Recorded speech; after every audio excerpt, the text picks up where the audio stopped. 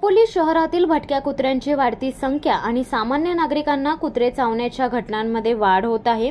सकाळी शाळेत जाणाऱ्या विद्यार्थ्यांपासून रात्री उशिरा कामावरून घरी परतणाऱ्या लोकांपर्यंत सर्वांमध्येच भटक्या कुत्र्यांनी दहशत निर्माण केली आहे। शहरातील अनेक मुख्य रहदारीचे रस्ते, बाजारपेठ, मटण व मासळी बाजार तसेच अनेक मोक्याच्या ठिकाणी ही भटके कुत्री मोठमोठ्या गटांनी एकत्रितपणे उभी राहत असल्याने शाळेत जाणारी मुले, बाजारात कामानिमित्त येणारे नागरिक, महिला, सकाळी संध्याकाळी मोकळ्या हवेत फिरण्यास बाहेर पडणारे वयोवृद्ध नागरिक या सर्वांना रस्त्यावरून चालताना या भटक्या कुत्र्यांच्या भीतीचे व दहशतीचे एक प्रकारचे मोठे दडपण घेऊनच चालावे लागत आहे। त्यामुळे भटक्या कुत्र्यांची दहशत वाढली असून दिवसा तसेच रात्रीच्या वेळी वाहनांचा पाठलाग करणे, अंगावर दाहून जाणे आणि अचानक वाहनांच्या आडवे येऊन अपघाताला कारणीभूत ठरत आहेत। कुत्र्याला चुकवण्याच्या प्रकारात आणि अंगावर वाहन गेल्याने गंभीर अपघात झाल्याचे घटना घडल्यात। त्यामुळे पुन्हा एकदा भटक्या कुत्र्यांचा प्रश्न आता समोर आलाय। खोपोली नगर परिषदेच्या लोकसेवकांना नागरिकांची कोणतीच काळजी राहिलेली नसून सांगतो माझा बा आणि तो माझा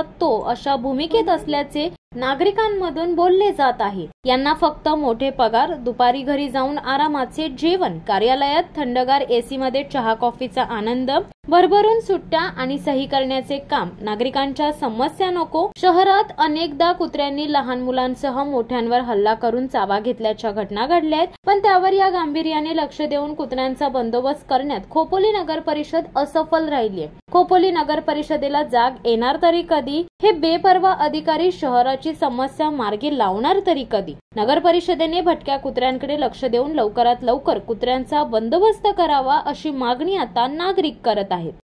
शिवसत्ता टाइम्स साठी खलील सुर्वे, खोपोली। दे धडक बेधडक वृत्त देणाऱ्या आपल्या शिवसत्ता टाइम्स न्यूज चॅनलला लाल बटन दाबून सबस्क्राईब करा आणि बेल आयकॉनला क्लिक करायला विसरू नका।